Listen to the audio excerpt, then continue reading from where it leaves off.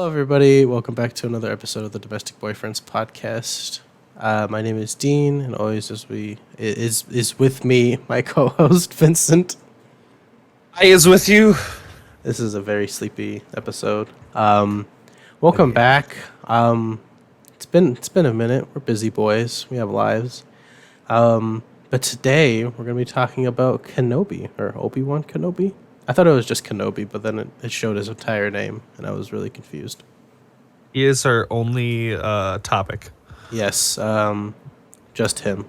Anyway, we're gonna do a couple bit of news. There's not really anything interesting. We decided to record this before Comic-Con, so the next episode will be pretty crazy. It'll either be crazy or maybe we'll do like a mini episode just to cover the amount of it. We might be able to have just an episode dedicated to news, to be honest. Yeah, Comic-Con can go pretty hard. Yeah, we might do a Comic-Con bonus episode. Keep an eye out for that. For our patrons, no. Just kidding. For our OnlyFans. Yes, of course. I guess I'll just rattle off my list, and then you have all the cool stuff on your list. So, Oh, heck yeah. apparently the original creator for Powerpuff Girls and Foster's Home for Imaginary Friends, is working on a reboot, or like is in talks for a reboot for both of them. I think it's official. I think it got officially announced that is going to be happening. Although it's kind of hard to tell with the internet nowadays what is a rumor and what is an actual thing. I think it's so curious. I think it's so interesting because the whole like the IP is being used by the CW for like the live action show. Yeah. So yeah, I'm if this actually comes to fruition, I am head over heels. I loved Powerpuff Girls growing up. I loved Foster's Home even more. To this day, like I stand by the decision to say that like Foster's Home was probably the best kids cartoon show that we ever had. And I definitely think if it's rebooted, they could definitely like there's subtle things in it that I feel like as a kid we don't see, but as adults we're just like, yeah, Are we gonna see like teenage or adult Mac working with reboot. Frankie? This is reboot. Oh, it says reboot. That's true.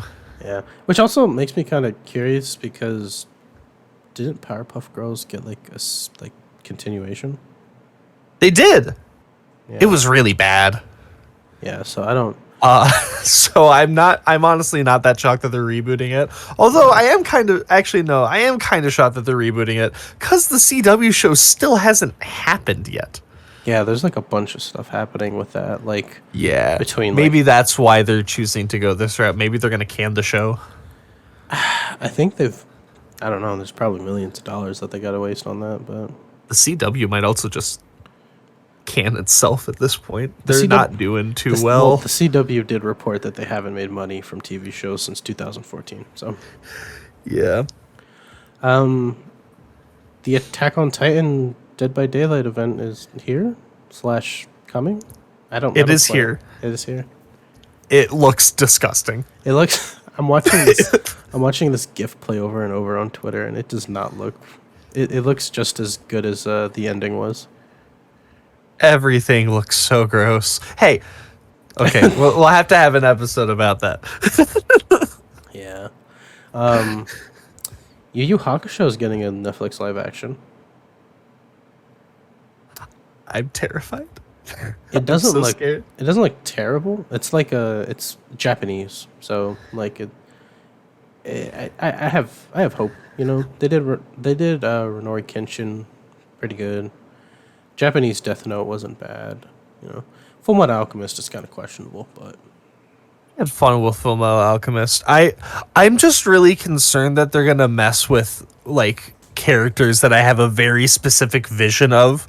Yu Yu Hakusho is like one of the most influential like pieces of media that I've like consumed. Mm-hmm. It's also like a huge thing that I bonded with like coworkers from my first ever job over.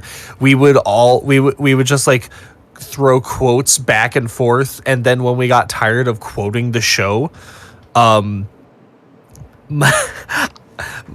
my coworkers and I would all just we would all call each other like Urameshi, but we would all like jokingly do our best Kuwabara impressions at each other, like trying to talk to each other while at work across the room. It's one of my favorite memories, and if they don't do Kuwabara right, I don't know if I'm gonna be able to handle watching the whole thing. Some of this, the little still images, like the what are they called? Like The preview images that yeah, they've the shown preview look, stills they look okay. look fine. But high hopes. We don't like bad things here. Yeah. Netflix's Resident Evil dropped, and I've heard mixed things, but I heard that it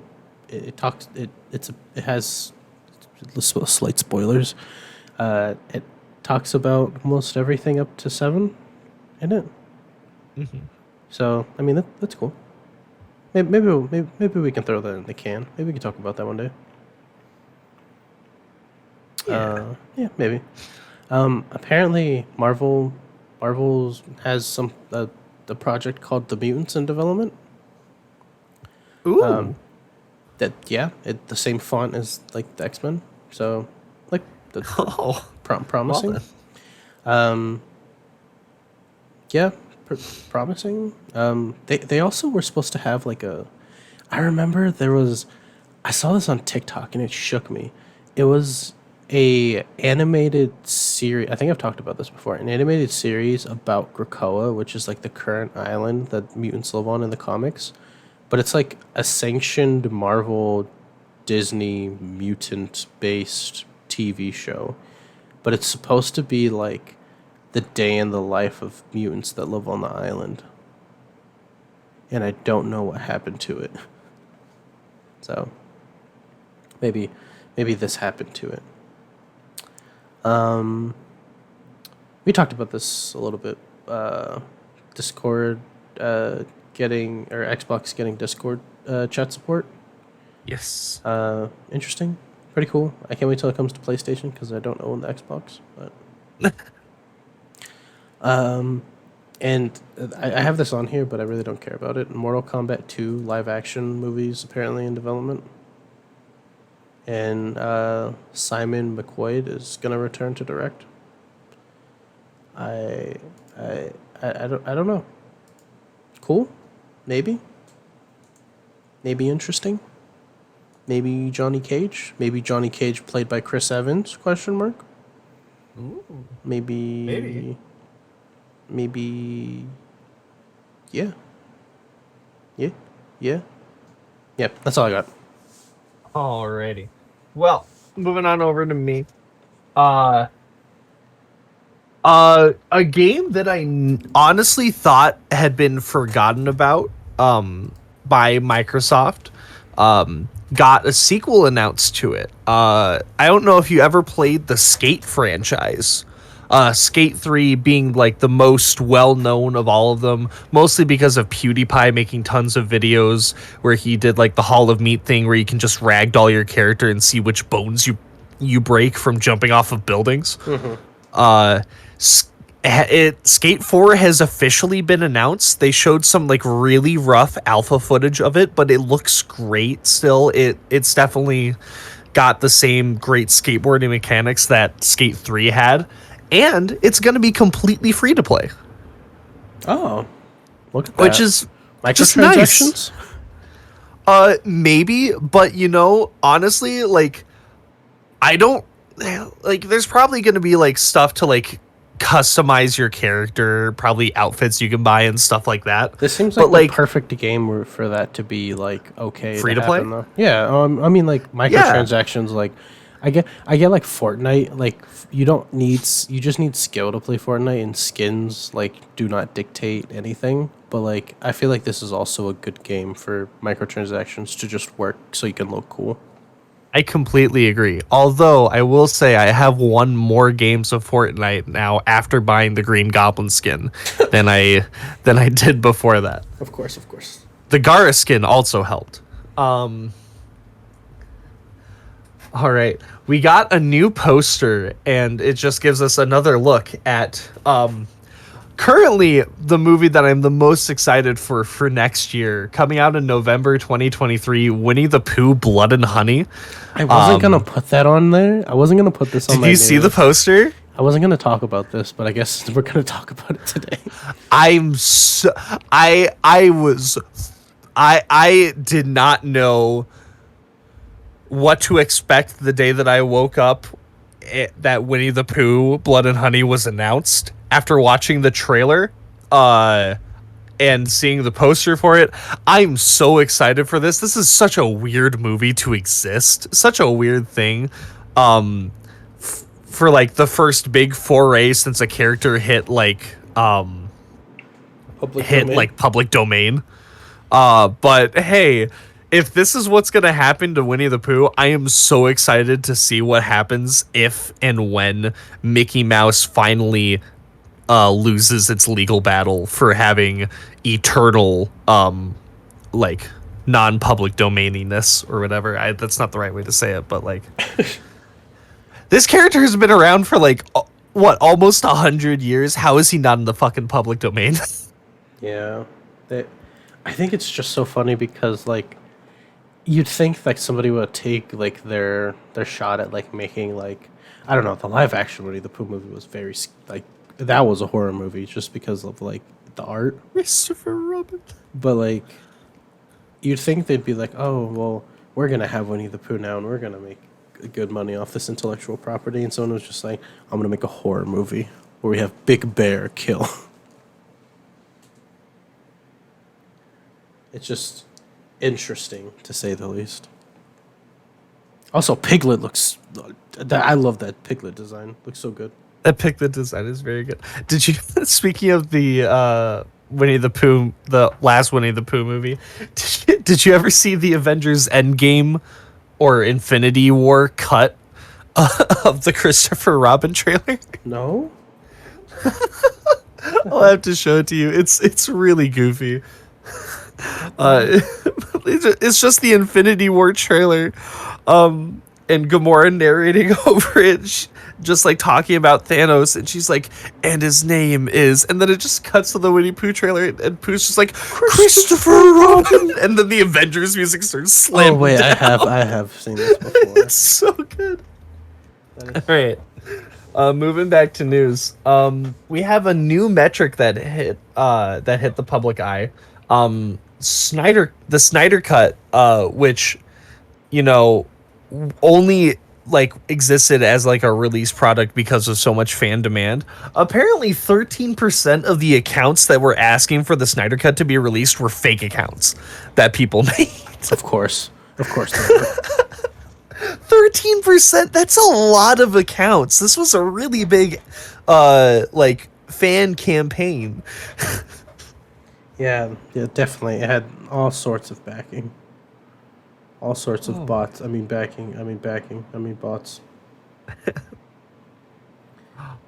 We got a new trailer and got to see a look at all the different pre-order editions of God of War Ragnarok, which we also got the official release date for, and they are holding true to what they have been telling us. It is coming out this year on November 9th.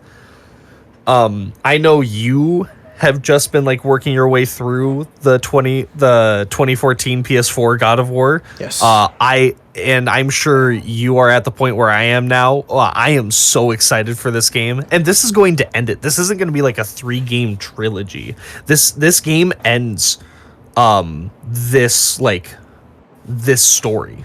Oh, And we're going to get to go to all of the realms this time.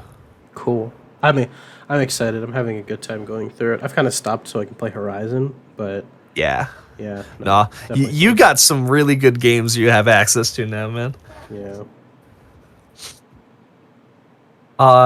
And the last bit of news that I have, it's time for everyone's favorite segment. Vincent found something really weird that happened in the world. So, Minions: The Rise of Gru. Oh God. Oh no. I know. What? Some cinemas are now banning people who are wearing suits from seeing this movie because Um, it has become an extremely popular thing to do, mostly through TikTok, I believe, and mostly with like middle schoolers and high schoolers to go see this movie dressed in suits and then throw bananas. Like, not just a banana, a full thing, a full bunch of bananas at the movie screens. Oh, I didn't know have this. seen videos of the ending of the movie. Um, and there is bigger fan like outcry and screaming and whooping and hollering than I have seen from any Star Wars movie, any Avengers movie, any movie that I have seen in the theater. I have never seen a more lively crowd than the end of the Minions Rise of Gru. Interesting. That's interesting. I Minions were already a meme, but now they're like even more of a meme. If you take the goodness. if you take the eyelids away and you remove their arms, they're just Among Us. Oh my god. No. Yes. Um. Is that was that That's the end it of for the me. That's the end. By the way, if you guys haven't watched last episode, go watch last episode where we talk about. And if our you haven't top- watched Bubble, go watch Bubble. yeah, last episode we talked about our top 10 favorite Ben 10 aliens. We talked about Ben 10 and watch Bubble. Yeah, Obi-Wan. Okay, Obi-Wan Kenobi. This series takes place right after episode 3, before any of the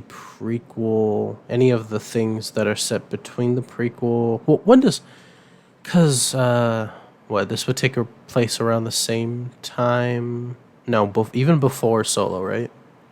Let's see. Luke and Leia are about They're 10 years old. they're 10 years old. So this Say them. is Spoilers, by the way. We're not. We'll give a.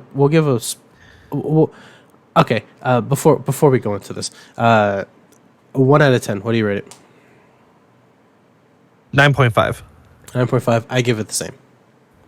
Good show. If you like Star Wars, watch it. If you like the prequels, watch it. Ewan McGregor is amazing in this.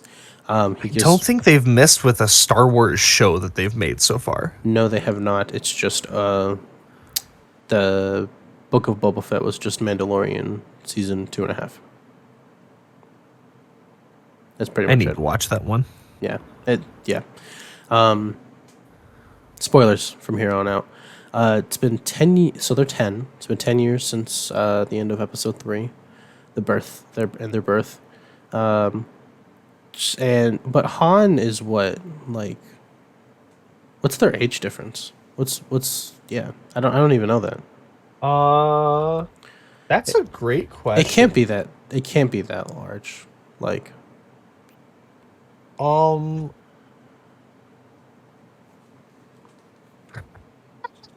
looking into it, Han is 29 BBY before Battle of Yavin. so that puts them around the same age. Yeah. Okay. No. No.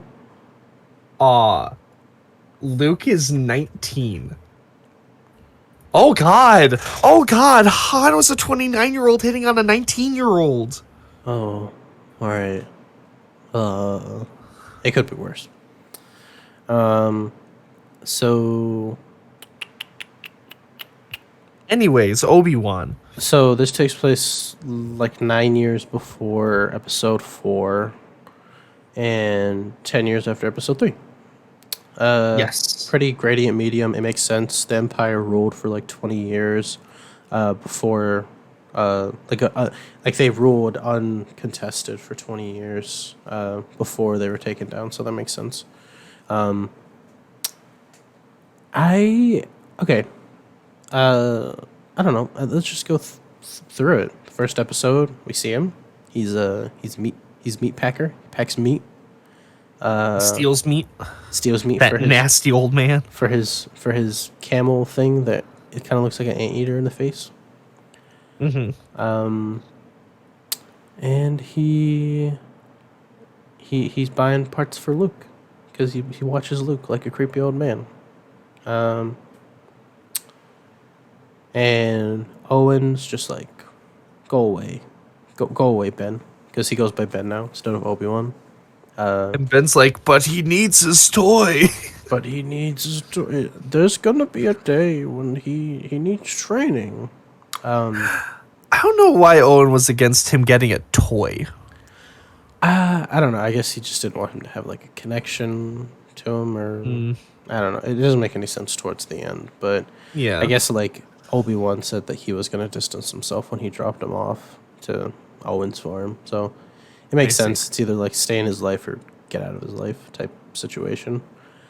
I do have to say, like, he states eventually he's gonna have to learn to train, like if he's force sensitive. But we see throughout like the first 5 episodes of this movie that Obi-Wan is very out of practice. Yes. So he would have some bad training, and if it's, I think that he was just gonna put the helmet on him again. Like he would just put the helmet on him like he did in episode 4. So Look, he's now like, hit the thing with your mind. he's just What? like, he's just like, training? No, not with me. With this little droid thing. It's really cool. We see he has his little base where he like trades with Jawas. His little house. His little house with like a little detection droid type thing. And then within the first episode, we get to see little Leia, right? Yes, We get to we see- do. We see her. We see Princess Leia Organa, the 10-year-old who hates being a princess. Yes. Already being very much like Padme, having somebody else doing her like royal deeds while she goes off and does her own thing. Yeah. She I the little girl who plays young Leia, it's, at first I wasn't like too keen on it because like, I don't know, I feel like sometimes like kids don't exactly portray the emotions you want them to, but I feel like she just did it. Like, and I could believe it. It's just a kid. It's just a 10-year-old. She seems like a small 10-year-old, but I haven't seen a 10-year-old in a few years. I have a nephew, so I haven't seen what a 10-year-old looks like in a few years. She did a great job. Yeah, no, I definitely think, especially in the later episodes, I think her dynamic with Obi-Wan like is pretty awesome. Absolutely. I'm really excited to see whatever thing she does next. Yeah, yeah, no, it's pretty cool. And we're also introduced to so since this is 10 years after, the fall of the Republic, and the Empire has taken like a strong hold over the galactic government. He is the Senate, by the way, and we see that even in the Outer Rim, that the Empire has spread within 10 years. And yeah, it's interesting. It's 10 years after the slaughter of the Jedi, and we might be going out of order into episode 2, but we actually learned that there is another Jedi that is on a planet with Ben.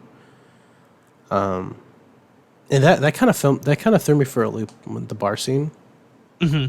That kind of threw me for a loop because I was just like, this is really early for them to have conflict. But then again, initially when I was talking to you about it, I was just like, they can't just keep this entire show on this planet. Like, no one likes saying this much. Like, it's coarse. We can't keep it here. Like, Of course, and it's rough. we also saw that like there were shots from the trailer that seemed to be on like a rainy-ish planet, or at least like it was like dark cyberpunk-ish type of deal. Yeah. And we did get that they do leave the planet, but I definitely thought the bar scene was just like, oh, well, they're moving things along really fast. So I appreciated it though. I never had an issue with the show having like pacing problems. Everything felt like right where it should be. no, I feel like unlike some of the Marvel Disney Plus stuff, where I feel like a 2-hour movie would be better than all like a 6 or 7 hour like compendium of episodes, I definitely feel like this was better as a series. Like, I feel like it would have been really rushed as a 2.5 hour movie. Yeah. Like it's a pretty linear plot, like when we get down to it, but like the integral parts like need to be fleshed out a little more. So yeah, so we meet little Leia. She's rambunctious. She's rebellious. Her parents love her. The Organas have taken her in and everything like that. She has a meeting with her. She meets with her cousins and stuff like that. And her cousin tells her she's not really an Organa, and she like, I've never heard a 10-year-old talk to somebody like this, but she like spits facts at him. She's just like, "You're an introvert. No one likes you. You lack social skills. Get fucked, bitch." And he was just like, "Wow." And then apparently it was loud enough that everybody heard it. Like, get dogged on by a 10-year-old. This kid probably looks like he's 14 or something like that. Like, get fucked. Yeah, the stuff with Ben, Owen tells him to leave. We see him one time, so like they go through like this scene multiple times where like we see the shift ends, you get your credits. Ben gets a slice of meat and steals the meat. I thought he was gonna get caught. I was waiting for the one time that he gets caught, and then he has to confront the person, like the boss, about it, and then he just sticks out the lightsaber and just kills him right there. But that's not the Jedi way.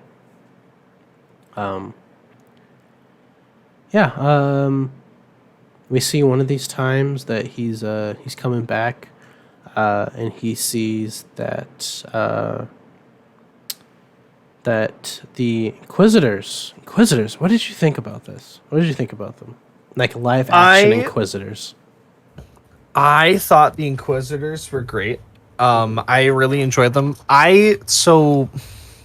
My exposure to the Inquisitors has been almost exclusively inside of the game Fallen Order. Yeah, I didn't watch Rebels. I've seen clips of Rebels where like the Inquisitors showed up, and I always thought it was really goofy because I would always, for whatever reason, the clips that would pop up would always be them losing a battle, ones? And then they would helicopter away. Yeah. Which doesn't make any sense. It felt very cartoony, which is not something that I go to Star Wars for. Mm-hmm. That being said, this was definitely closer and honestly at times better than what we got for Inquisitors in Fallen Order. And those were incredibly intimidating, very powerful opponents. And that's what I felt the entire way through, except for the comedic relief, which was the Grand Inquisitor. The Grand Inquisitor just felt kind of weird to me. He felt kind of like a Monty Python character. In the show? Yeah, in the show.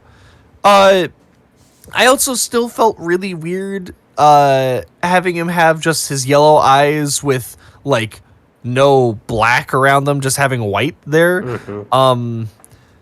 Sure, I understand contact lenses and stuff. They're not comfortable, and especially not like full eye ones. Mm-hmm. That being said, not a design decision that I would have made. This is supposed to be a villain. This is supposed to be a like very scary and intimidating person. And he, with his skin, is already extremely white. Having the white in the eye as well, instead of having a black, seems kind of weird. Yeah, I enjoyed it. I did watch Rebels. I did find it a little weird. There's like what is he, third brother? Yeah, with the like hammerhead shark head. Yeah. He looks way different live action. They chose an Asian guy, and I think that was probably the best representation they could have gotten. Because like in the cartoon, he's very like, he kind of reminds me of Kisame from Naruto. Yeah, he's the main one that I would see helicopter away. Which the helicoptering away, I'm glad they didn't bring that back. Can you imagine what that would look like in live action, dude? Could you That would imagine? look insane. Could you imagine the scene? Like they see Kenobi burning alive, and they're just like, "All right, let's leave him," and then they just go catch a helicopter away. Can you imagine how fucking, like, again, spoilers, I'm sorry, we're talking about the whole show. Can you imagine how weird it would have been for the Grand Inquisitor to, like, re-enter after being dead for several episodes, instead of him just, like, walking up from, It's like, by helicopter. behind it? Yeah, he's just, like, the girl just, like, looks up and sees him slowly floating down. He's like, hello. I see you have not you have failed, third sister. I'm sorry, I can't hear you from up there. Yeah, no. I like the Inquisitors as a concept, mostly because I for two reasons. One, the reason that they were created for like a gameplay standpoint and like a show standpoint for Rebels, was because like the only villain, like the only villains that are around are Vader and Sidious, right? You can't in Rebels we have a former Jedi Master and a newly like awakened Padawan, right? You can't just have them fighting Vader and Sidious, you know what I mean? You also can't have them win too good because Vader doesn't die until like 10 plus years later. So they created the Inquisitors, and I like the Inquisitors as a concept, like them being corrupted Jedi, just, I don't know, kind of icing on the cake of like the whole like persuasion to darkness, but also like, I don't know, low-key breaks the rule of two, and also kind of low-key breaks the concept that people have of like, so like the idea that like George Lucas, like, he like talked to like Maul's voice actor. I don't know if you've seen this interview before, but like they interviewed Darth Maul's voice actor, who's like super big on like Star Wars lore and everything like that. Like he's super into like being the character and the lore of Star Wars and everything. He apparently talked to George Lucas, and like George Lucas just like told him how the Force works, and he's just like, it's about balance, right? He's like, the Force works in a balance, but not like one person can be like a great Jedi or something like that. He's like, that's not a thing. He's just like, the Force balances the universe. So like when the council, or like when the chosen one was like created, right? Mm-hmm. That because the light was overweighed on their side because of the entire Jedi Order, and there only being like two like dark side users, well, two in the movies, and then extended media had Dooku having Asajj Ventress after Maul was defeated, and like Dooku was like, I'm gonna eventually like beat Sidious, and then you'll be my true apprentice, Ventress. So because there were so many Jedi, that the Chosen One was going to tip the scales in the favor of the dark side, creating balance, right? Well, once he did that, and then they killed all of the light side users, there became an imbalance, and the Force created the twins, Luke and Leia, to outweigh them, like 2 and 2. Luke would train with Yoda, blah blah blah blah. He'd be the last Jedi, yada yada yada.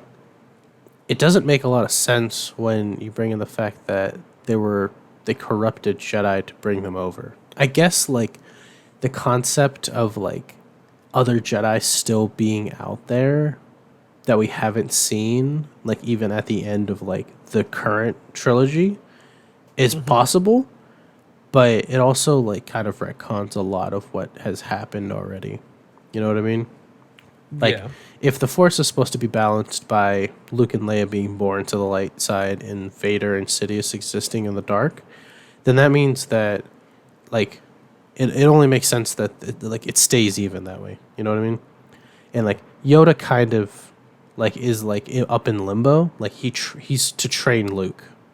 That's about it. Like he doesn't combat anything. And that's the same thing with Obi-Wan. Obi-Wan just trains Luke. Like they're not, I guess, contenders in the fight.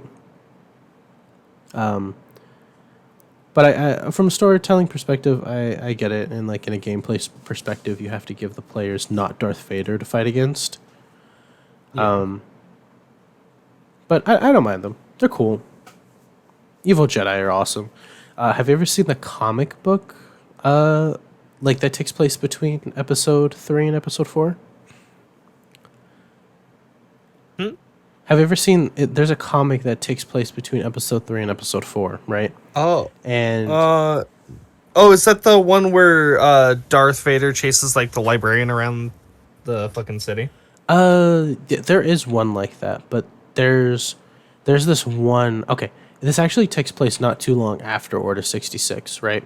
So, we'll be talking about Obi-Wan, I promise. I just want to go on a tangent because Star Wars is Star Wars. Yeah. It's like a group of Jedi, right? They've like rallied together after Order 66. They're the ones that survived, right? And they were gonna assault Vader, right? And a lot of them knew who Vader was. Like they could put two and two together and be like, "Whoa!" Like a lot of them escaped from the temple, and they'll be like, "Well, it was Anakin. Like it was Anakin Skywalker, like the new knight. They came and slaughtered everybody, right?" Yeah. So they set up a trap. Vader like pretty much kills most of them because he's super powerful. But one of them escapes, and then years later gets he gets confronted by the Inquisitors in Vader, right? Well, he actually like studied what happened the day of Order 66, and he like uses the Force to take off the helmets of the Inquisitors, and he says their names, right? He's like, I know you guys. He's just like, you guys were former like Jedi Knights, right? And then he takes off the helmets of the like Vader's Death Troopers, right?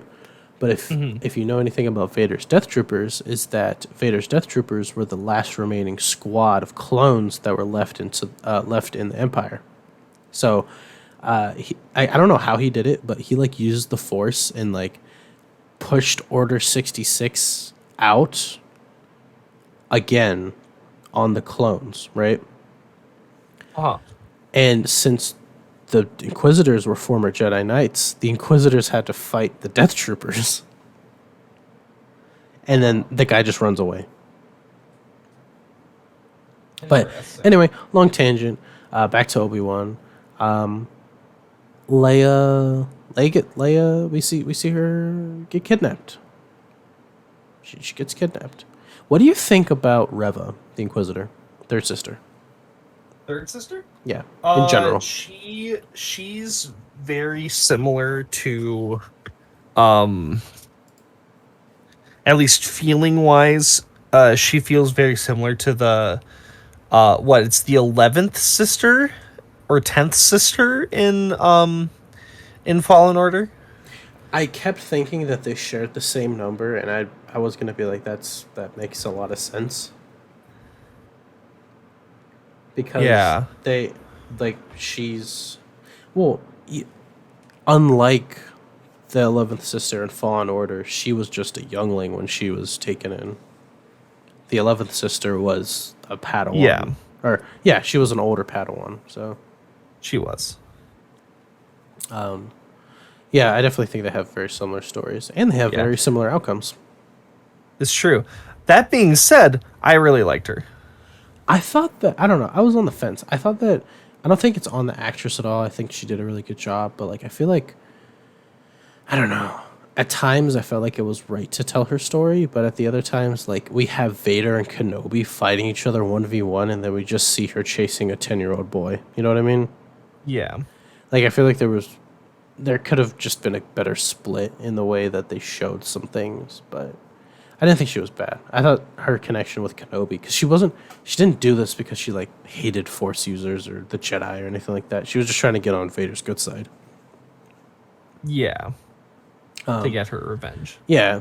And I also just think it's cool, like, whenever in media, like, we get a character that knows pretty much the same amount that, like, us, the readers or watchers, know. And when she's just like, I know who it was Anakin Skywalker. I was just like, oh shit, nobody knows Vader's, like, Anakin. Like, there's 2 people in the universe besides her. Or, yeah? I mean, okay, Obi-Wan, Sidious, and does Yoda know? Yeah, Yoda must know. Yoda Yeah, has to know. Yoda must know. So, besides those people, like Obi-Wan didn't even know Anakin was alive before he was told. So, everybody just assumed Anakin died on. Well, he just kind of disappeared for some people. They didn't even know he had a fight with Obi-Wan. Yeah. But yeah, Leia gets kidnapped, and the entire rest of the series is Obi-Wan getting called by the Organas to go find him or her. And he digs up. He pulls out. You see the shovel? The shovel to shovel up the sand. Obi-Wan has the best directional skills I've ever seen, because I don't care what your perception roll was or your investigation roll was. How the fuck did you find out? How did you remember where you Sand is placed? very distinctive. It's a sand planet. You know how much sand moves around? It could have been, he could have literally put it 2 feet under sand level, and then 2 days later, 5 feet of sand moved over it. You know what I mean? Yeah. But he left his lightsaber's there. His lightsaber and Anakin's lightsaber. Yeah. Which I thought Vader bled his lightsaber. I thought Anakin bled his original lightsaber. That, so yes, not his original lightsaber, but I believe his original crystal. That being said, that also cannot, or it might have been somebody else's crystal, because no matter how it shapes up, none of that would make sense. Yeah. Based off of A New Hope. Because Obi-Wan gives Luke his father's lightsaber. Yeah, and we see it in like the box with his lightsaber. We see Anakin's and Kenobi's. Yeah. And we know that Luke, like, we know eventually Luke makes his green one, but Yeah. there's some inconsistencies there. But I believe Vader, I don't even think that they've talked about bleeding.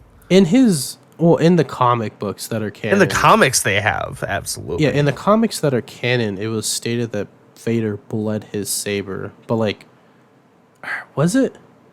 It might have not actually. I think I'm thinking of Kylo Ren. That Kylo Ren bled his saber, and then it failed, and that's why he has a cracked kyber crystal. But that is exactly why. That's why he has the cross guard. Is because they had to put on those things to be able to deal with the fact that the energy crystal output wasn't correct. Yeah. Yeah. Solving the canon of Star Wars is very hard.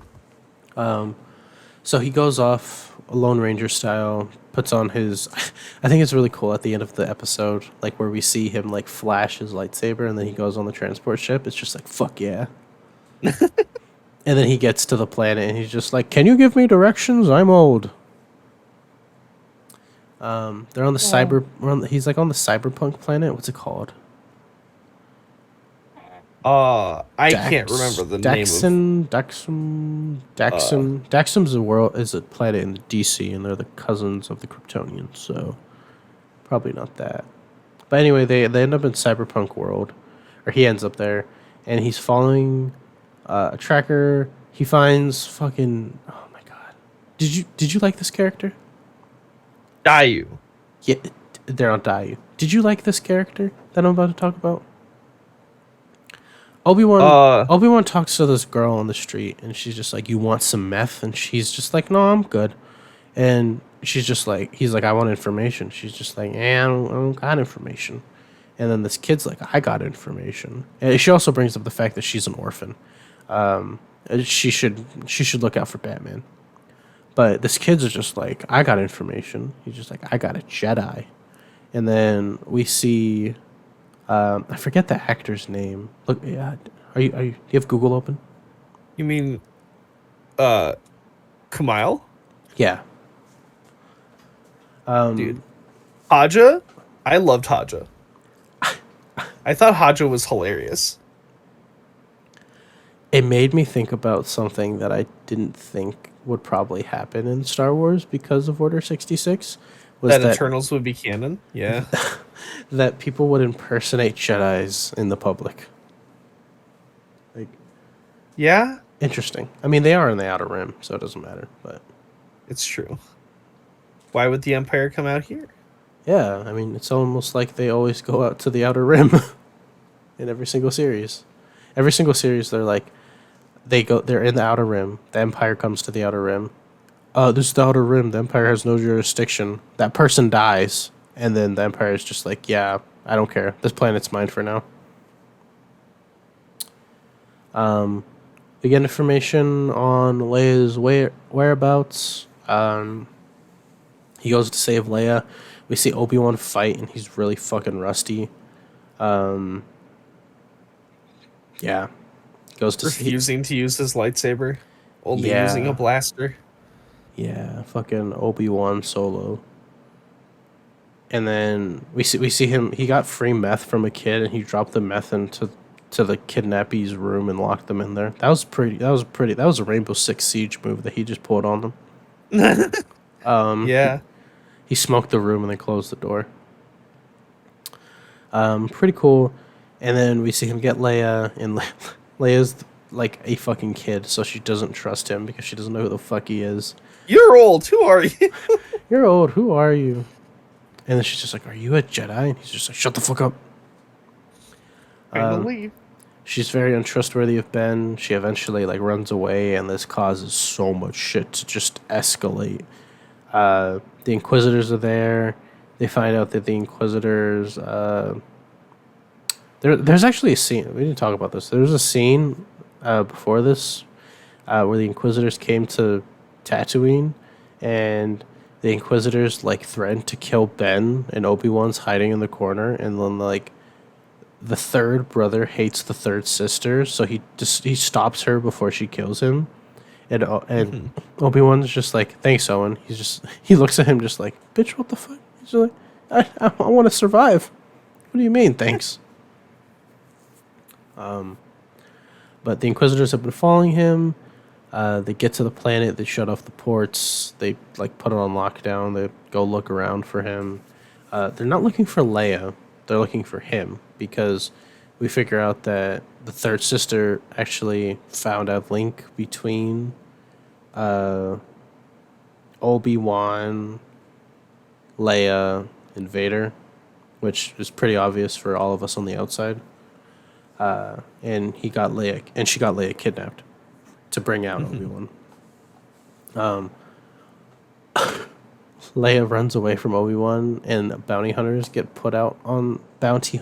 sent out on Obi-Wan, and the funniest fucking running scene happens where we jump between the third sister parkouring over the fucking buildings and down fucking walls, and between that and then Obi-Wan just having like a firefight on the roof. Yeah, I don't know. You want to take over? I feel like I've been talking a lot. Sure. I mean, the world's been put on high alert. Everyone knows that Obi-Wan's there, so they're all trying to get some free cash money. So we see Obi-Wan. What? He hasn't cracked out his lightsaber yet when he's fighting the guy with the minigun, right? No, he's just trying to shoot him with the He's just blaster. trying to shoot him, and then Haja comes out of nowhere, and we're like, oh, Haja's gonna get some of this money, and Haja just fucking nails the guy with the minigun and helps Obi-Wan get out of there. Obi-Wan thinks he's a psycho for doing that. Why would you help me? Obi-Wan has this big like thought that like everybody should leave him alone because of him being a former Jedi, and then like in order for him and everybody else to be safe, he just has to distance himself like from everything.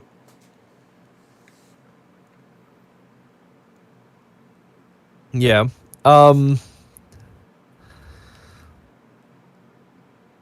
So Haja tells them where to go. He tells them to go to a cargo port that shouldn't be guarded. But unfortunately, the third sister does catch up to them, and they she starts using the force like crazy and just She read the guy's mind. Like yeah, no, she has like pseudo psychic abilities because she can like she can feel when somebody's like lying or has like deceitful intent, and then she literally grabs Hodge's head and just reads his mind. it's kind of scary, to be perfectly honest. Yeah. Which is good. That's how villains should feel. Um, but she, during this, uh, battle with Obi-Wan, she reveals at this point, that Anakin is alive and is actually Vader. Which is huge. For very obvious reasons. Obi-Wan using the Force manages to like get away, but while he's the moment that he's able to get away is because Reva, the third sister, and the Grand Inquisitor duke it out, and Reva just backstabs him. Dude is dead on the ground. Yes. And then we move on to episode 4 as Obi-Wan and Leia take off in his ship, and we get to see a place that I really, really hoped we would get to see. We get to see Darth Vader's freaking fortress on Mustafar, dude. Yeah. And they did such a good job with it. Mustafar looks awesome. His castle, always such a like cool thing. And I'm so glad that it's properly being done on done on the big screen now. Yeah. No, I was super hyped for it. The water base kind of threw me off. I was just like, I thought Mustafar was a lava planet, but Yeah. Yeah, no, I hear you. yeah. But Um, so just to summarize the last couple bits, watch the show and everything like that. But we go through some of it. They end up getting picked up by this dude. What was his name? Jake. oh, uh, oh no, what was his name? I loved him. Yeah. This also he it also gives us a perspective on like the Empire because like you know we have a lot of context as like the watchers of this media and like like seeing the fiction from a perspective of like the main characters and like the main characters get like an entire like global scope of how everything is, but like normal people have as much information about this as we do in the real world as like to our governments. So like them just thinking that a government takeover is happening, like, some people are for it because like, the empire seems to be secure, blah blah blah. They don't actually know what happened. Like a lot of people think Order 66 was the Jedi's betraying the Republic. Like that's Yeah. what's spun a lot of the times. So And that's what our good old boy Freck thought. yeah, Freck the fucking tentacle mole man eater. Yeah, so Obi-Wan has a couple moments with Leia there. They have to share transport with some stormtroopers. It gets awkward. He slips up and says her name. He reminisces kind of like as like a half lie about Leia's mom, and he probably does feel this way because like, he worked with Padme for so long. I also think he kind of thought about like his past lover, that like the governor. You remember? Yeah, So I do remember. possibly her, but they get to a gate. The gate, like he has to like fight off the stormtroopers, and then one of the generals that comes in, or the officers that come in, is actually a traitor, and she's actually working with the rebellion. It's the first time we see mention of the rebellion since like this is like the first canonic, I guess, chronological mention of the rebellion. We see the symbol. She puts them Yes. in a safe house. We actually see that the safe house has been run through by multiple people, including former Jedi.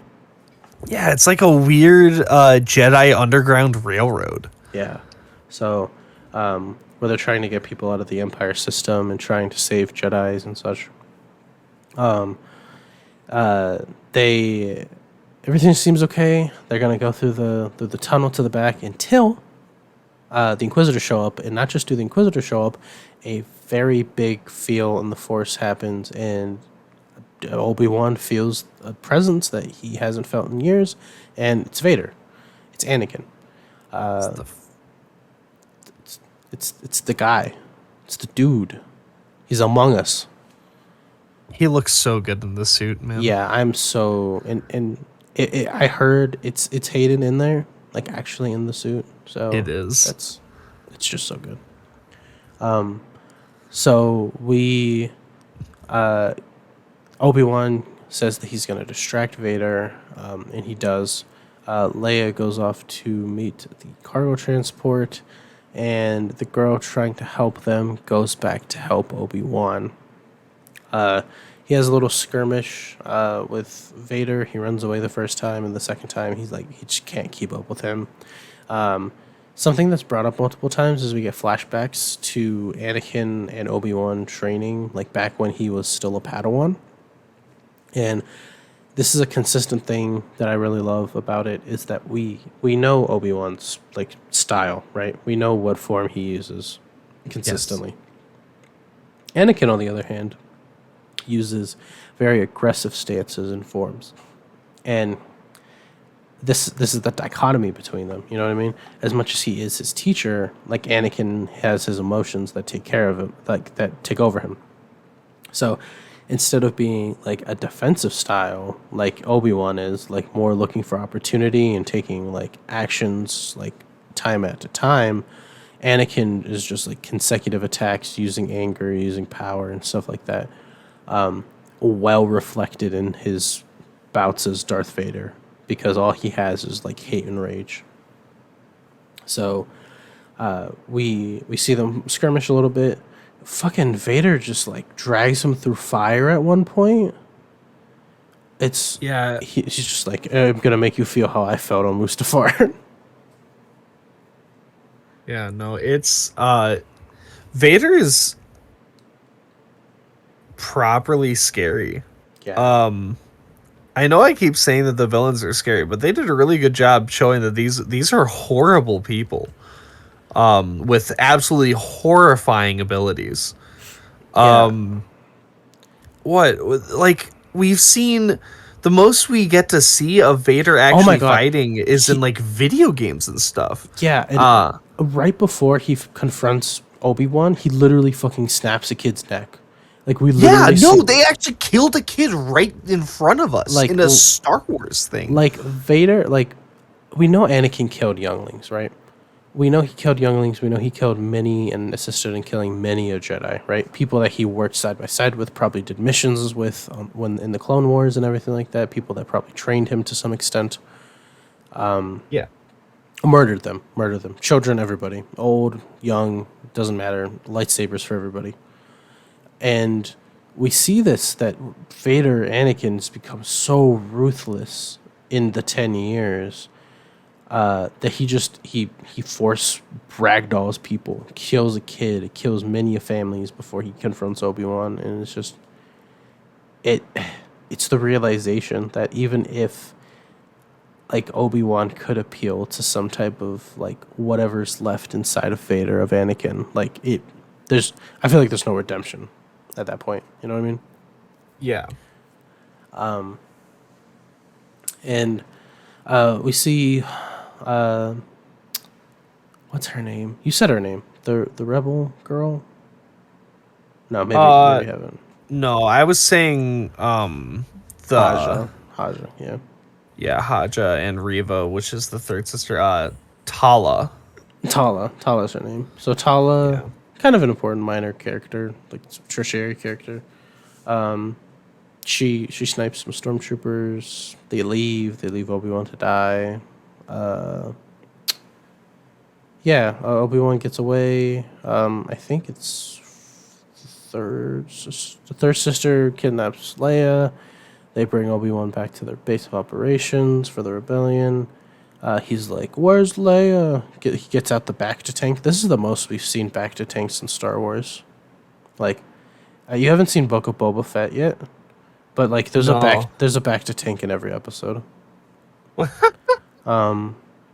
Yeah, no, it's too many Bacta tanks. I mean, at least it's like understandable that they'd show them so often. Bacta tanks are like insane. Yeah, they're healing pods.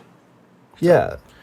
But they they get through. They get to the rebellion's HQ. He asks where Leia is. He goes to find Leia. I don't remember how he finds Leia. Oh, there's a transport. They go to Mustafar. Or no, they go. It's not so. The Mustafar. Mapuso. Mapuso is a water moon of Mustafar. How that fucking works, I have no idea. But Mapuso is the base where they're keeping like a bunch of shit there, including Leia. They have a plan because the one girl's a officer in like an officer spy. That they'll go there and that Obi-Wan will save Leia. Kind of jumping forward a little bit, he saves Leia.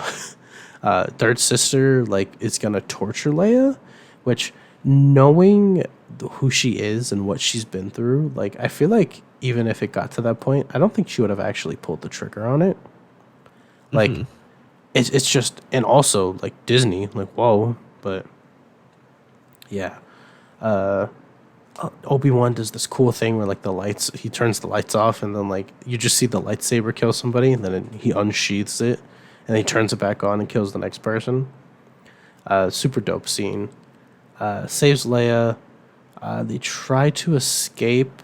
The officer spy that's helping them, Tala, is like slowly hitman style killing people that try to confront her about her being there, because this base isn't her base. They get caught leaving. The third sister like attacks them and calls them a traitor and confronts Tala because she confronted Tala earlier because Tala literally gave away their game plan. She literally told her actual information. Did you catch that? I don't think I did. Like What did when, she? Like when Oh, Tala, when like the whole like Underground Railroad thing. yeah, she literally told Yeah, her. she literally just gave them away. Like if she didn't have a tracker on Lola. By the way, Leia has a little droid. She has a little like beetle droid. A little like ladybug. She literally fucking learned the entirety of the fucking rebellion's plan. Like she knew everything that was happening.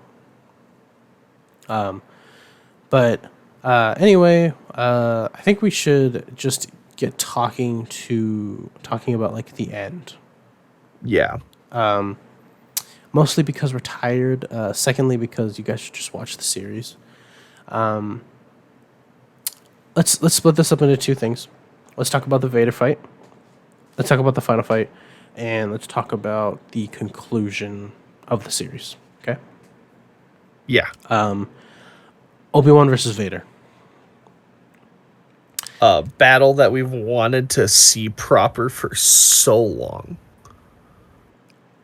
This entire series confirms the fact that Obi-Wan has seen Vader since episode 3.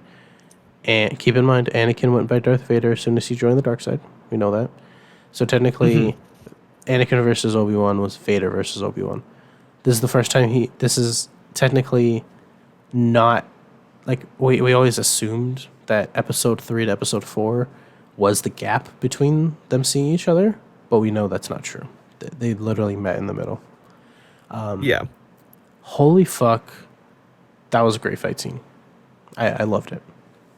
That entire fight was insane to watch. He literally, he like used the wrath of God and threw rocks at him. I would say that peak Vader in the suit was before this fight. Like, right, I'd say peak Vader in the suit is like sometime between when he got the suit and before this fight, because oh my god, he fucking wrecks him. Like, yeah, he messes up his technology at the end, and like he kind of like almost kills him because he can't breathe properly. But holy fuck, do you think I would? I wouldn't recover after getting hit by so many boulders like that. My body would never be the same. No, I don't think mine would be either. That was I mean, like, even though we're not seeing like peak Vader, like earlier on in an episode, we still got to see him do like um the closest thing to Star Killer being in a piece of like a piece He of just live action he media. yanks that fucking He- ship out the air. Yeah, one of they had the Underground Railroad tried flying away with like a fake ship to distract him, and he grabs it out of the air and pulls it back to the planet And and starts- slams it in the ground and just started ripping it off like pieces of taffy. Like, and I think the crazier thing is like the reaction, because you know, like most force users, like I don't know if it's like suspension of disbelief, like them to like slow down the reaction of like when force users use a skill, like especially like to bind something.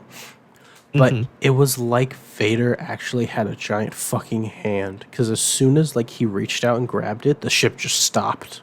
Like, it wasn't like he struggled or anything like that, or like it took a couple seconds to stop. It literally stopped midair as soon as he rose his hand and like grabbed it, and then, like you said, ripped it off like pieces of fucking paper. Like every second that he moved it, like the show of skill is definitely there. And even in this fight scene, like this fight, like before and after he pummels Obi-Wan in the rocks, like you just see like the power in like, because like Anakin versus like on Mustafar, that fight was like, it was very much an arrogant and power hungry Anakin, right? And like This one's just mad. like this is a very power hungry and angry Anakin, and a very calm and still willing to not kill him, but like he pretty much left him for dead. Like, I'm pretty sure that was Obi-Wan not trying to kill, you know what I mean? Yeah. Like, he did dismember him, but he probably, if it was a pool of water, I think Obi-Wan would have went inside and helped Anakin. Like, he was like, you fell off the stage, you're gonna have to SD, bro, sorry. Yeah. No. But this versus this Obi-Wan who has come to the realization that he has to like confront Anakin, or else like he won't, for one, have closure, and for two, like might be able to stop him to an extent. But then we see like he just completely overwhelms Vader, and we see like Obi-Wan cuts off a part of Vader's mask, and like he sees like Anakin for real, Vader for real, like under the helmet. And like he kind of breaks down. Ewan McGregor does a really good job of this. Like Obi-Wan breaks down. Like this is like low key his brother. Like, you know what I mean? This is his family. This is the person that he raised, trained, took an oath from his dead master's grave that he would train this boy to be the chosen one, the light, the savior of the galaxy. And like how far he's fallen, and how much Vader doesn't even consider Obi-Wan like his master, his friend, or anything like that. He just sees him as this obstacle that he has to take out of the equation. Yeah. And like you hear Hayden's voice because the voice modifier and the helmet and everything like that. It's just, and like there's a neat thematic thing that they do with light in this scene, was that like whenever he's talking as Anakin, or like he's talking with the helmet shattered, right? For the most part, like you see like the reflection of the blue light from Obi-Wan's lightsaber, right? Until the end, where he says that he killed Anakin Skywalker, and you can hear the Vader voice take back over, you see that the red light of his lightsaber takes back over his face in the reflection. And I feel like that's like, it's just cool thematic lighting things. Yeah, and like Obi-Wan just kind of leaves him for dead. And of course he didn't die, but Yeah. yeah, so hype, so cool.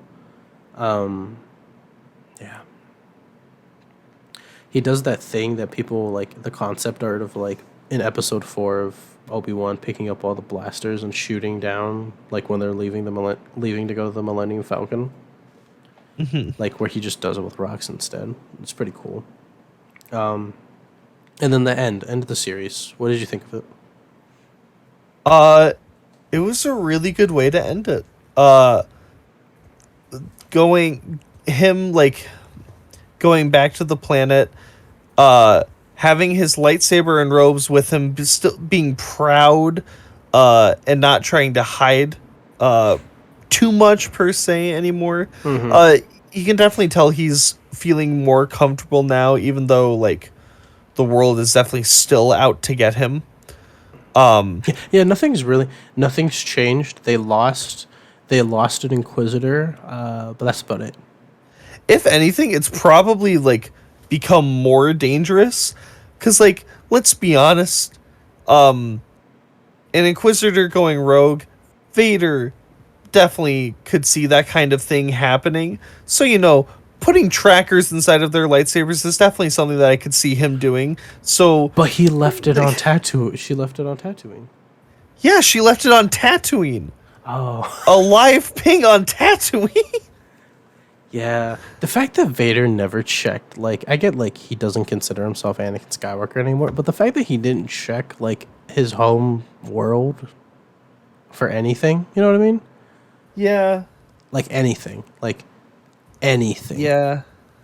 Like, No. he knows he has an uncle. You know what I mean? Or, like, Tie up loose ends. yeah. Or, like, just maybe kill some more Tusken Raiders. Oh, dude, how fucked up do you think it would have been if like Vader showed up? He's like, "Oh, Owen's son." Yeah. Owen had a child. Yeah. Yeah. Also, like, there's like right outside of fucking Luke's house, there's a fucking twin bladed spinning helicopter lightsaber in the ground. Just saying. Yeah, it's just chilling out, Like if he ever not needs, really. if he ever needs to like unbleed a crystal, there's just one there. Uncle Owen, the speeder's dead, and I'm gonna be late for school. Take the helicopter saber, Luke. Like I need Obi-Wan to have a like I needed them to have a conversation like beforehand. I think this would have been a cool thing, like if we saw Luke with a white saber like later on in the series. And like people are just like, well, how did he get a white saber? We only know that white sabers like exist if somebody actually like like if they bleed the red out of a red saber or like a red kyber crystal. And it'd be interesting if like Obi-Wan had a conversation. He's just like, all right, when you were 10 years old, you got kidnapped. And the kidnapper left their lightsaber in your backyard. You should probably go get it. And you're just like, oh shit. Look, I have a white saber now. I thought it was interesting. I don't like the fact. Okay, I like that he went back to he went back to Alderaan because like it kind of gives credence on how Leia knows him. Like he kind of just knows him as like the Jedi from my childhood, right? The one Yeah. that saved me. It makes sense that she would contact him in dire notice, right? Of course, he could be the only one that could save her. Like he's the only Jedi she knows. Like he actually has credentials. Second thing, okay, I guess second to third thing, he meets Luke. Do you think Luke remembers? Like Luke isn't supposed to know who he is, right? He just kind of knows him as like. There's no way that he knows who he is. The last time Luke properly saw him, from our understanding, was when he was like maybe 2 days old. Yeah, minutes old. Yeah. No. So like the fact that he met no, I don't mean that. I mean like he meets him like at the end of the series, right? He like says he says the iconic line. How did you feel about that, by the way? Because I was laughing for 6 minutes straight. Like I laughed. I laughed the entire rest of the episode. I was like, "Are you fucking serious right now?" I'm so happy. Like, what I'm trying to say is, I would like, have been upset if he didn't say it. yeah. I didn't even click in my mind. Owen was just like, "Do you want to say hello to him?" I was just like, "Oh, he's gonna say hi." He's like, "Hello there." I was like, "Oh fuck," he said the line. My thing is, okay, so like he meets him now, right? But Yeah. in like 9 years later, Luke doesn't know who the fuck he is. I think he knows Obi-Wan or like Ben best as like the old town crazy guy, like right. Yeah. But he knows who he is. He doesn't know like the intricacies like Leia does. He doesn't know that he's a Jedi. He doesn't know that he's like super powerful. He doesn't know like his connection to his parents or anything like that. Like he told Leia that he knows like Leia's actual parents. Yeah. So I mean, it's definitely a satisfying ending. I really liked it. Yeah. Is there anything else you want to talk about for Well, this there is series? one more pretty major thing that happens right at the end. We get to see Qui-Gon. Oh yeah, we get to see the Force Ghost of Qui-Gon, and Qui-Gon's just like, "I've been here the entire time, you fuck. Like you couldn't see It's me." about time. He's like, "God damn it!" Qui-Gon. I was waiting. I didn't think that they were actually gonna put in his Force Ghost because he was talking to him throughout the entire series. Like I was just like, Yeah. are we gonna see his Force Ghost? Like what's his name's not dead yet. Like he can still cameo. He also looks this. Absolutely. He also looks. And like it does leave it pretty open to like there being a season 2. I kind of would be I don't know if upset is the right word, but I really don't feel like we need more. No. This is the perfect story to just give us like this would be a 5-issue miniseries in the comics. Like this is just like a little. We don't need to know the intricacies of what happens every single day of every year, like between now and Absolutely. episode 4. Like this is a I good w- send off. I really would like to see a Qui-Gon series. I want them to do more prequel stuff. I want them to do stuff like in the Old Republic. I want them to do stuff like I don't know, like young A Yoda or horror something. movie where Jar Jar is the main character. Yes. Oh, actually, no. We need to find out. We need a prequel, like movie or mini series, to explain why Jar Jar got exiled. Yeah. What happened to Jar Jar afterwards? Do you want to know? Because there is an answer, at least in Legends. Sure. He became a jester and entertained kids until he died. Oh, Yeah, he was just a street performer. interesting. I think Darth Vader saw him, Did he laugh at him? but I also don't think like Jar Jar recognized him. I Big don't suit think and Vader said everything, anything. Interesting. Yeah, fun stuff. Really good series. I'm very happy. Yeah, really good series. I really enjoyed it. Excuse my yawning. I'm recording this really late at night, but yeah, I definitely recommend it. I guess that's. Do you have anything else to talk about it? I mean, I really don't like any of like the newer, like like the latest trilogy stuff, but like I think everything in this in between of like either after the fall of the Empire or like the fall of the Republic, like it's really good stuff. Absolutely, absolutely.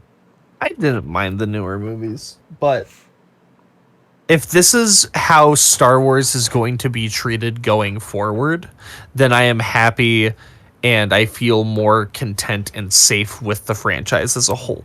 Yeah, same. Yeah, if you don't have any more thoughts on this, I mean, we can move to I closings. think that's it. Yeah. Next episode, I think we have multiple options. If we could do Miss Marvel, or we could I don't know if you watch Thor, we could do Thor. So Ooh. we have options. So stay tuned, listener. Stay tuned. Let us know in the comments. Yeah, let us tweet at us. And if you don't, well, I guess we'll have to pick one ourselves. Yeah. But thank you guys for listening and watching. If you want to get in contact with us, you can at our Twitter handles. I am at lying_mask. And I am Vincent Barlow 8. And you can tweet at both of us or collectively at Domestic BF Pod on Twitter. Thank you for Ultimate Maverick X for our art, as always. Listen to us on any podcasting platform out there. I think Pandora still hates us, but it's okay. It's fine. We didn't need them anyway. Yeah. Yeah, stay tuned for the next episode. We'll have lots of more news. We'll be more well rested, hopefully. Yeah. Catch you later. See you, beautiful people.